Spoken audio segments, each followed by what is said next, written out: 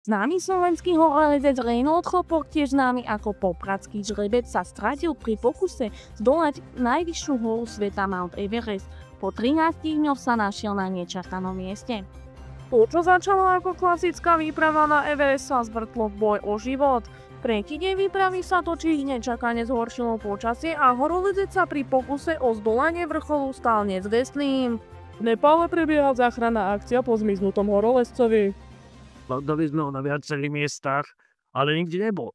Tak som sa pozrel tam, ale ani tam nebol, no proste bez stopy zmizol. Miestni obyvatelia dokonca spustili svoje buddhistické rituály a prosia bohov o záchranu pána Reinholda.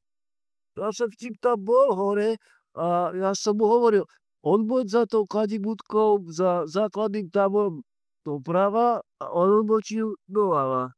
Pán Chopok sa pravdepodobne odchýlil od pôvodného kurzu vďaka popletenému šerpovi. Do redakcie sme dostali video z nečakaného miesta, kde pravdepodobne deti na výlete natočili strateného horolezcu. Arielka, kúkaj.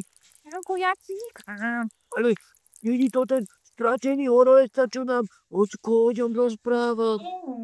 Ako unavený je. Ale ozrabí. Pána premiéra sme sa opýtali, aký je plán na záchranu strateného vzhľadovelého horolezcu.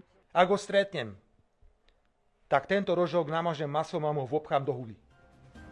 13. deň od zmiznutia bol na Devinskú kobylu vyslaný náš letecký i pozemný štáb. Áno, už ho vediem, to je tú bondičku, áno, tam pozri, približ to, áno, to je určite Reinhold Chopok, pardon, nie, tak opravujem, Heinrich Chopok. Odovzdávam slovo nášmu pozemnému týmu. V decembri točiť. Je mi tu zima, začne snežiť, budem mať celú hlavu mokrú do režia. Jozef, už ideme naživo. Dobrý deň, nachádzame sa teda na Devinskej kobyle, už sme dopatrili toho nášho horolezcu, ideme s ním točiť rozhovor, poďte so mnou. Dobrý deň, nie ste vy náhodou ten horolezec, čo sa stratil v Himalajach pred 13 dňami, pán Reinhold Chopok? No ja som sa asi trochu stratil. Vy sa nachádzate na Devinskej kobyle. To nie je možné. My sme v 8000, čo vôbec robíte tu na... Nie, my sme... Devinská kobila. Ťahajte do základného tábora, vy ste sa zbláznili. Veď už dlho, že mi tu šerpovia ukradli cepiny a mačky, nechcem byť zodpovedný aj za vaše životy.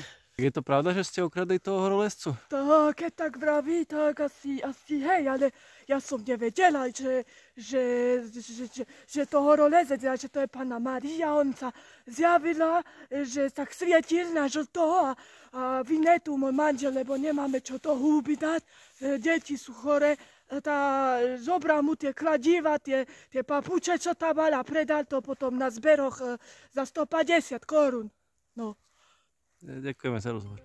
Nakoniec sa nám podarilo pána Chopka presvedčiť, že nie je v Himalájach, ale na Devínskej kobyle a že bude lepšie, keď s nami zíde dole do Devína. Ponúkli sme mu keksíky a teplý čaj. Ospravedlniť sa mu prišla aj samotná Esmeralda. I tak prepáč, ja som nevedela, že tie tvoje pichlavé papuče, že to sú mačky, ja by som ich inak chodila do Dunaj, aby topíme bačiatka. Nevadí, to sa stáva. 13 dní bez ženy. Poď sem, ty čičmunda, krásne sa. Pán Reinhold si naozaj zaslúži svoju prezývku popradský žrebec. Asi nesúvisí iba s horami. Sme radi, že tento raz všetko dobre dopadlo. Pre televíziu VŠMU váš Jozef Táraj.